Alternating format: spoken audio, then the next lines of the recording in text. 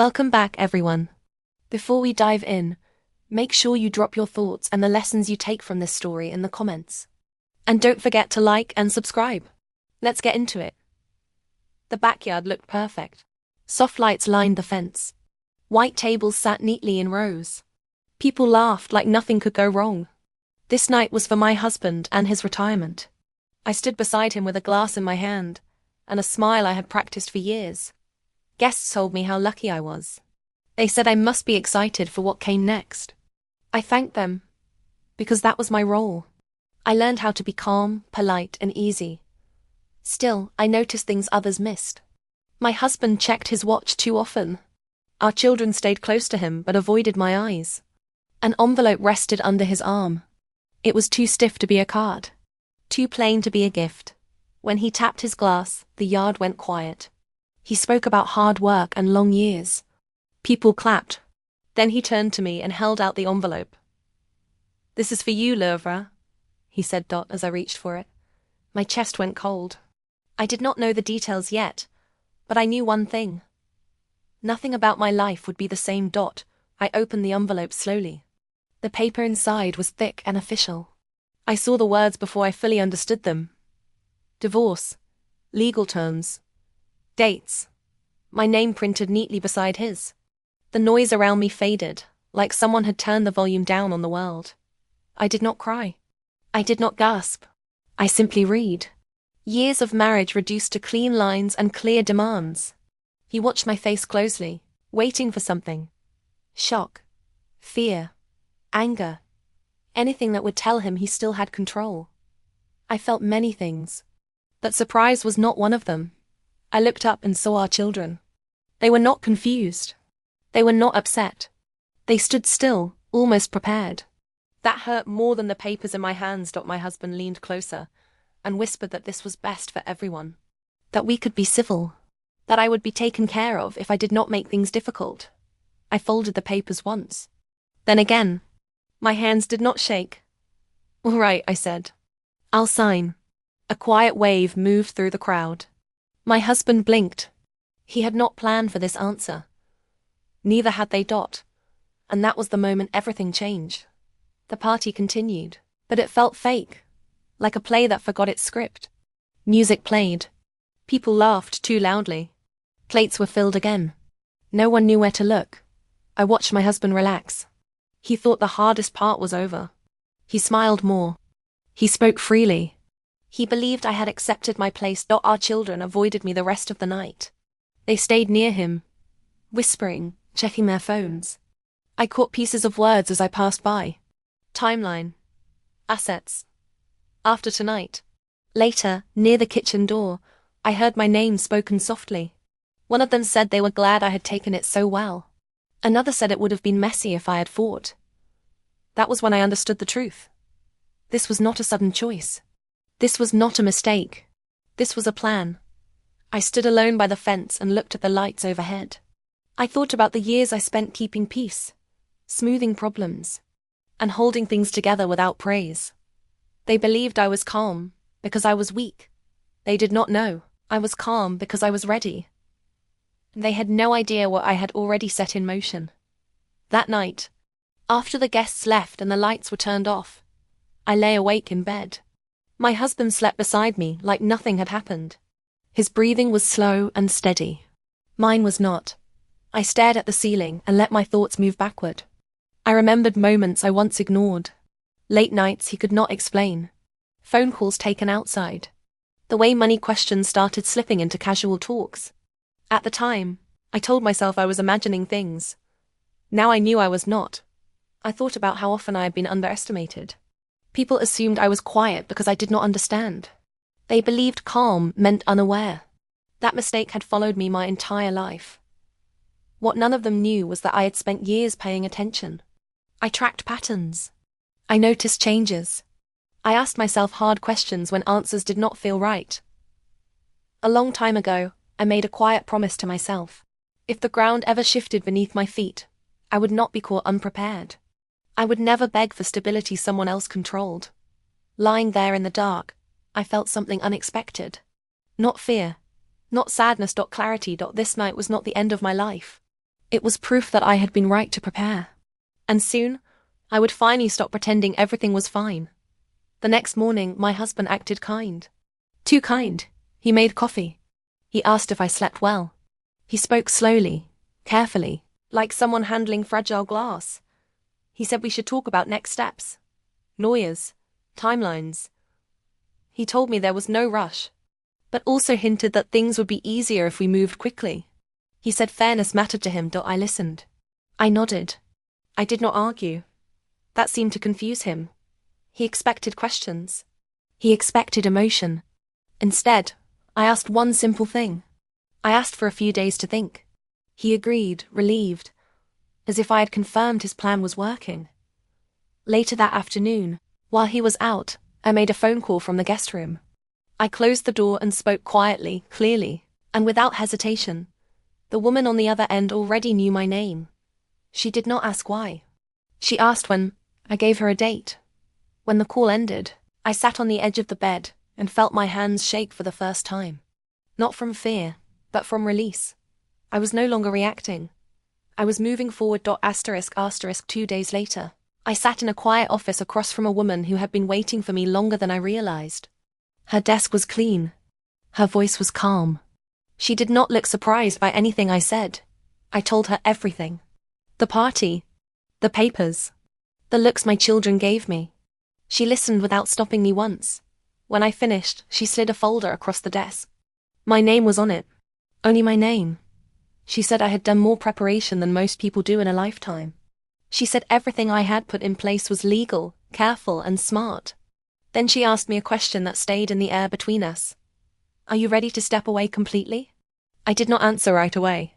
I thought about the house, the routines, the role I had played for so long. Then I thought about how easily they planned my removal. Yes, I said. She nodded like she expected that answer. She explained what would happen next. What I should sign. What I should not touch. What silence would protect me. Before I left, she said something I will never forget. They believe you are reacting, she said. But you are not. You are choosing. I walked out of that office lighter than I had felt in years.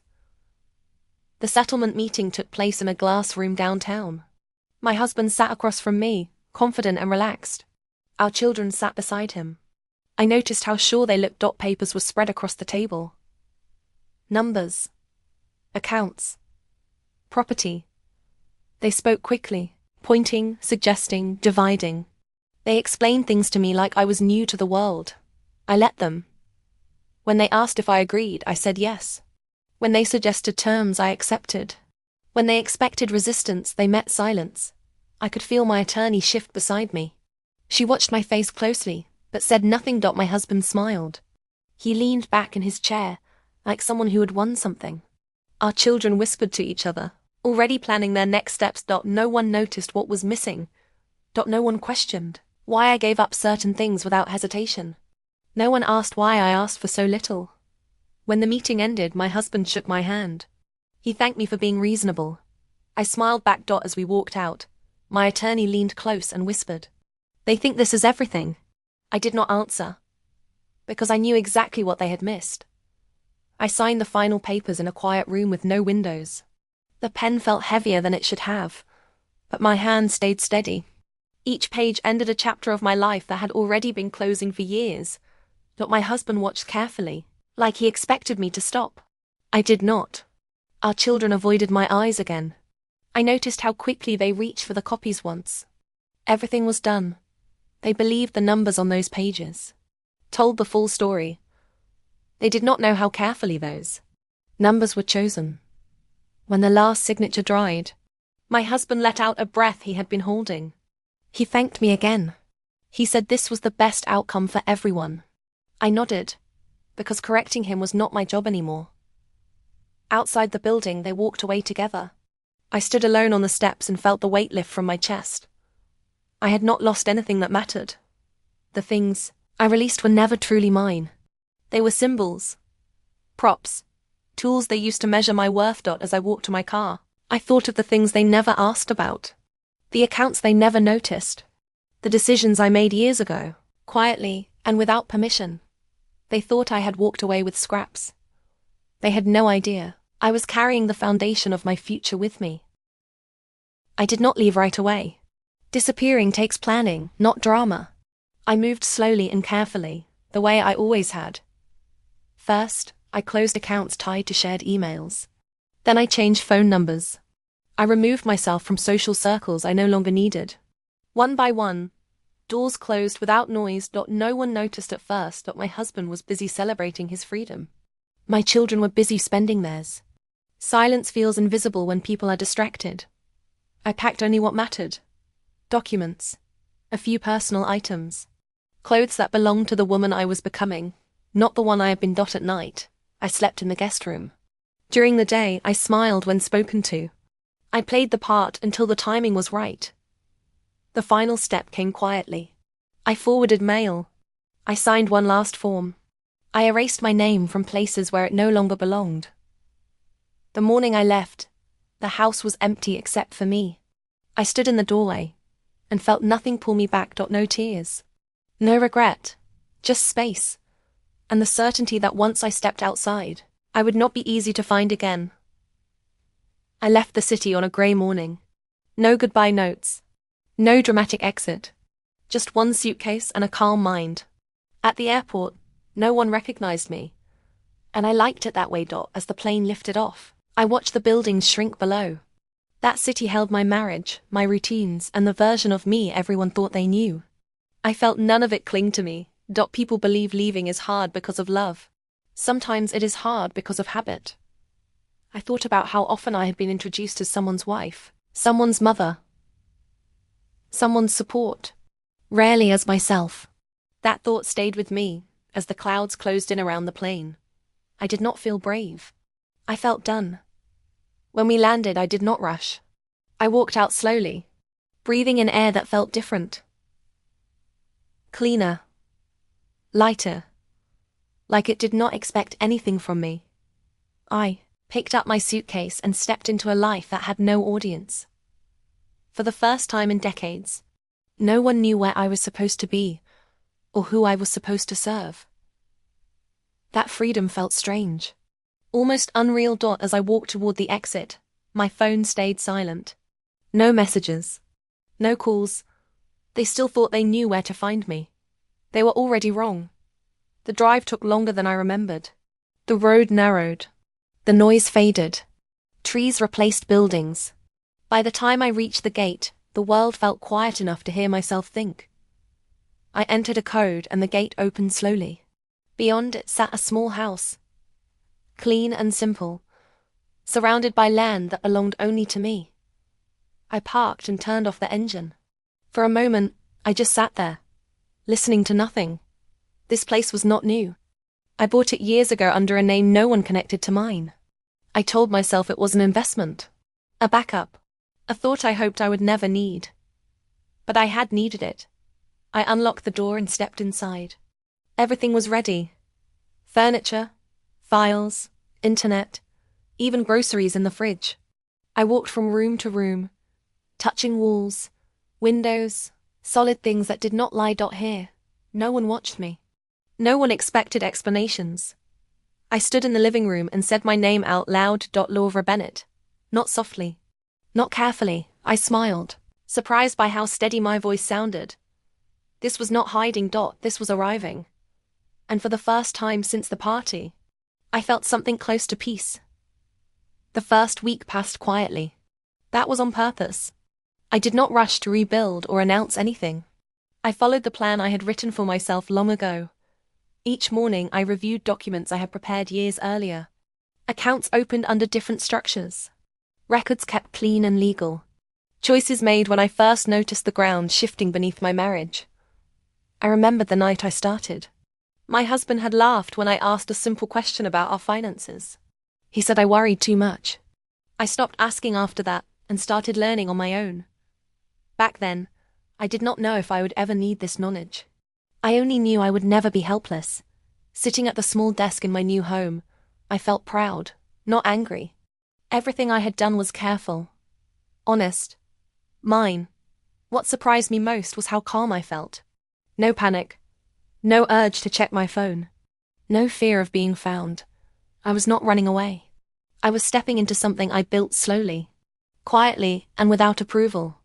That night, I slept deeply for the first time in years, and somewhere far away, they were still celebrating what they thought they had taken from me. Months passed before I heard anything. That silence told me everything. When news finally reached me, it came through my attorney. She spoke gently, but I heard the confidence in her voice. My ex-husband was spending freely. Trips, new plans, big ideas. He believed the money would last because it always had. Our children were busy too. Investments, purchases, lifestyle, changes they felt entitled to. No one asked how I was. I looked out my window at the land stretching beyond the house. The trees did not rush. The seasons moved when they were ready. I learned from that. I focused on my routine.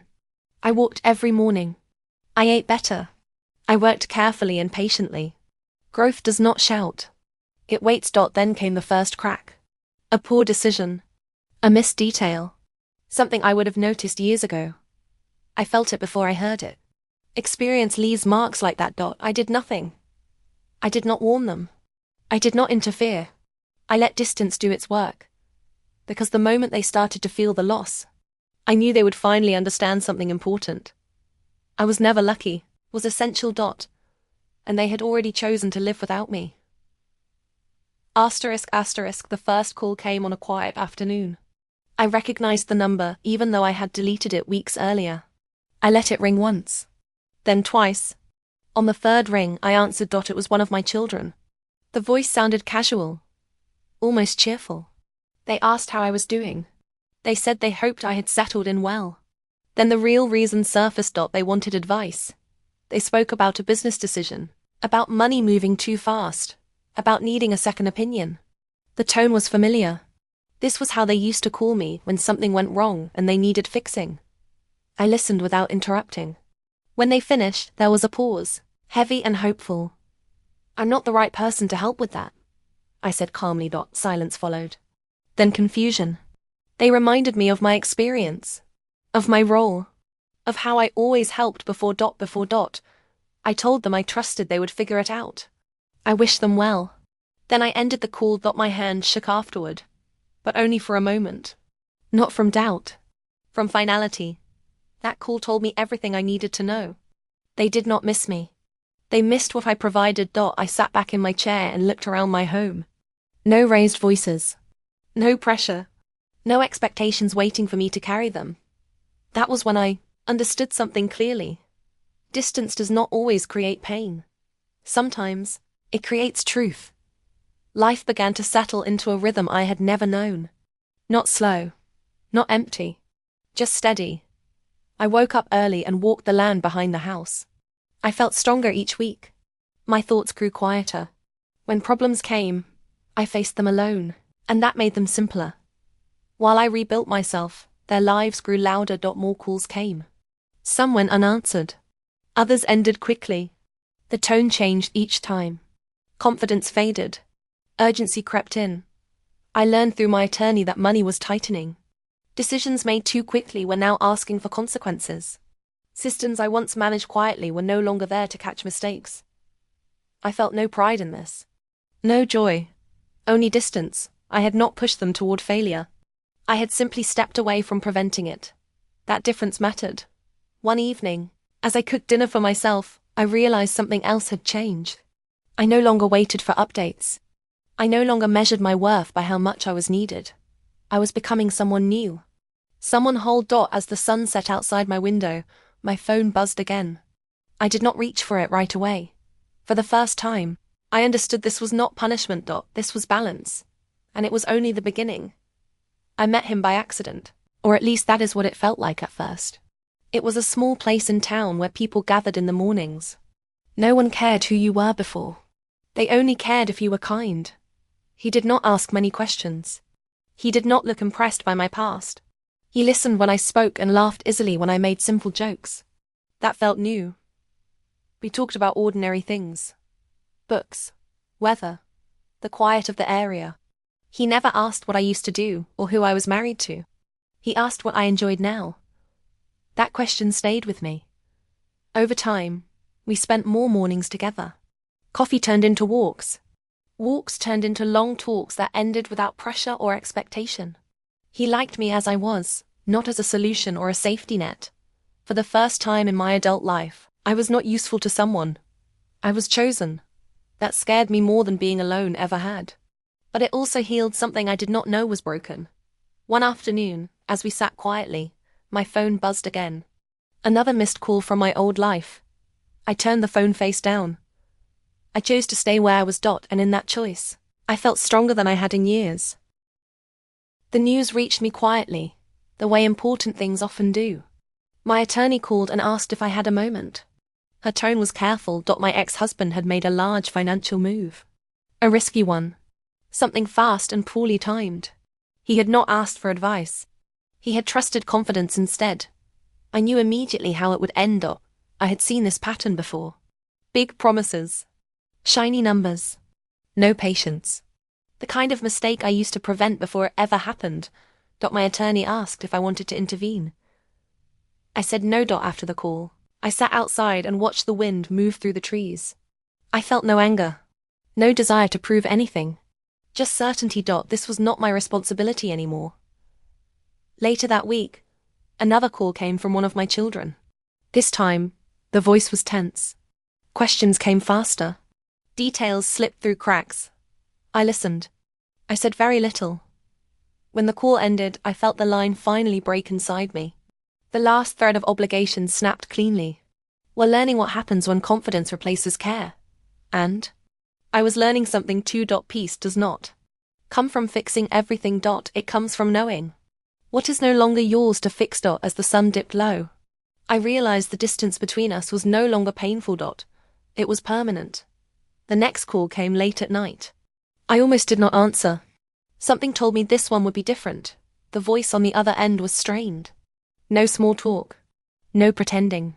Just panic wrapped in polite words. They said things were getting hard. They said mistakes were made.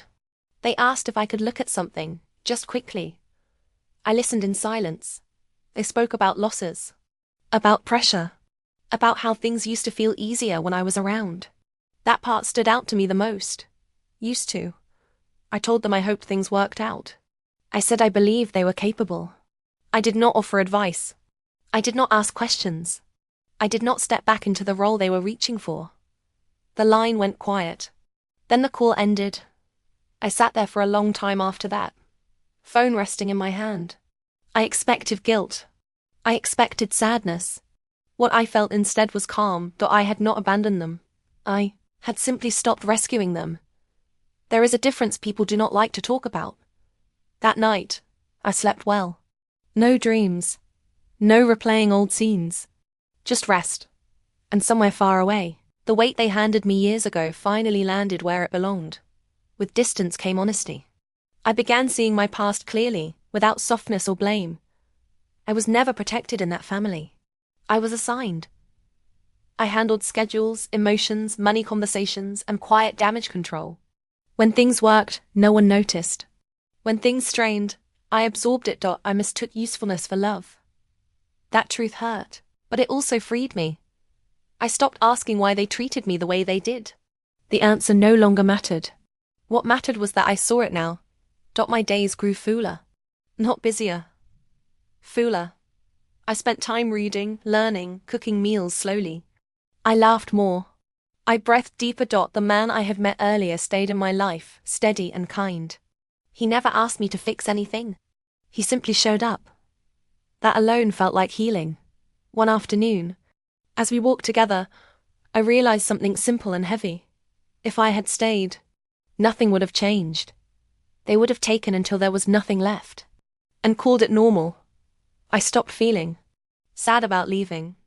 I started feeling proud that I had chosen myself when no one else would, and proud that I finally understood this was not an ending. It was the beginning of a life that belonged to me. The updates started coming through my attorney instead of phone calls. That alone said a lot. When people stop calling you directly, it means they no longer believe they can persuade you. She told me the problems were stacking up. Bad investments, missed payments, Stress showing up in places money could not fix. The systems I once ran quietly were gone, and nothing strong had replaced them. I listened without emotion. I asked no questions. When she finished, there was a pause, like she expected a reaction. I thanked her and ended the call. Afterward, I sat on my porch and watched the sky change color. I felt something settle inside me. Not joy, not revenge, just distance. I realized I was no longer tracking their lives in my head. I was no longer waiting for updates. That alone felt like freedom. Later that evening, I cooked dinner and ate slowly. No interruptions. No one asking for help. No one disappointed when I said no. For years, I believed love meant availability. It meant always being ready. Now I understood love could also mean boundaries. As the night grew quiet, I thought about how much energy I once spent holding everything together. That energy was finally mine again. And I was learning something important. Peace does not arrive all at once. It comes when you stop carrying what was never yours to hold. Asterisk. The letter arrived in a plain envelope. No return address. I knew who it was from before I opened it. They wrote about family. About history.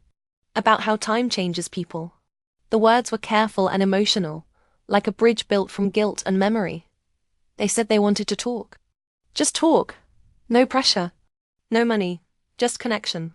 I read the letter twice. What struck me most was what it did not say. There was no apology. No ownership. Only longing for things to go back to the way they were. But the way they were was the problem. I folded the letter and placed it in a drawer. I did not respond. That night, I sat at my desk and finished paperwork I had been preparing for weeks. Final signatures. Clear decisions. One last step that closed a door forever.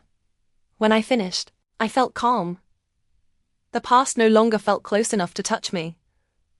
I was not being cruel. I was being honest. Some chapters cannot be revisited without losing yourself again. Looked around my home and felt grounded, safe, whole. They believed silence meant punishment. They were wrong. Silence was simply the sound of me choosing a future that did not include them. Time passed in a way that felt gentle instead of heavy. My life no longer revolved around reacting. It revolved around choosing. Word eventually reached them, not because I sent it, but because peace has a way of being noticed.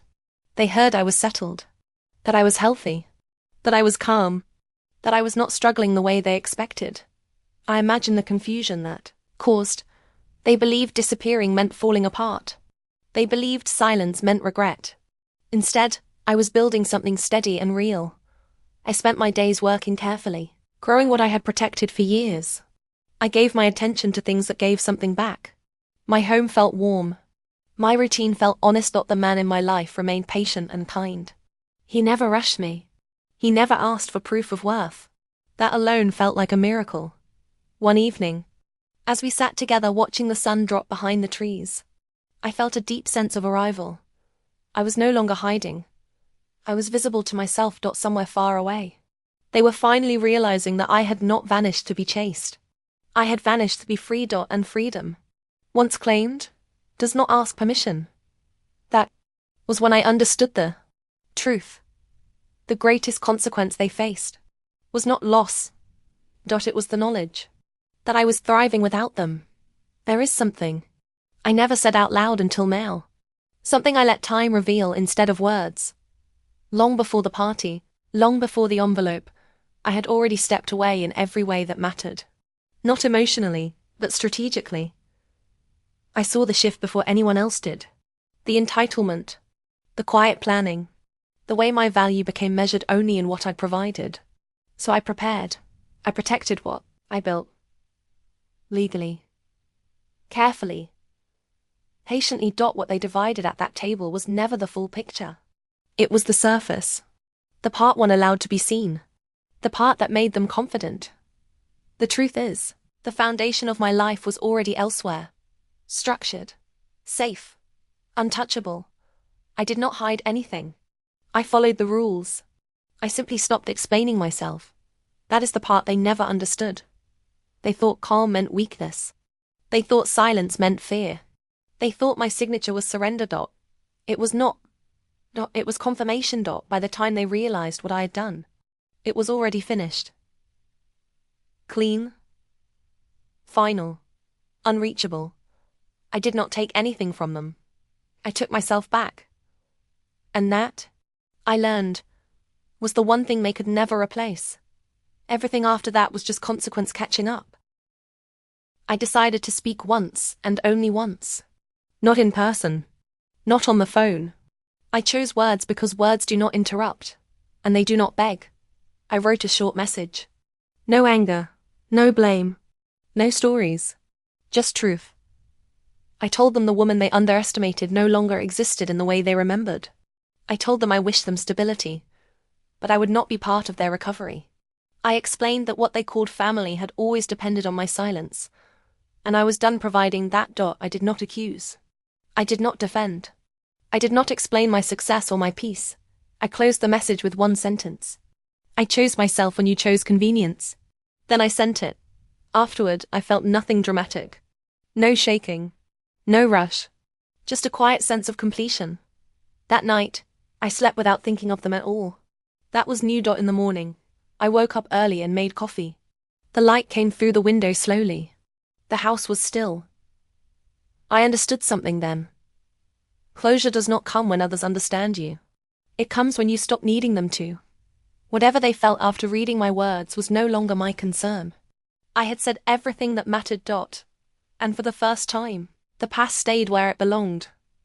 Behind me. Years have passed since that night in the backyard.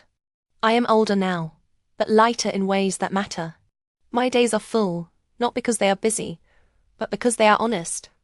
I wake up in a home built on peace. I share my life with someone who chooses me without conditions. I am known here, not for what I provide, but for who I am. I sometimes think about the woman holding that envelope, standing under string lights with strangers watching. I do not pity her. I respect her. She stayed calm when panic was expected. She trusted herself when others had already decided her value. They thought, I vanished because I was broken. The truth is simpler. I left because I was whole. Walking away was not revenge. Building a life without fear was not punishment. It was freedom. I learned that love cannot survive where respect is missing. That loyalty is not owed, it is earned. And that peace is worth more than being needed. I did not win by watching them lose, won by no longer needing to look back. That is the legacy I keep.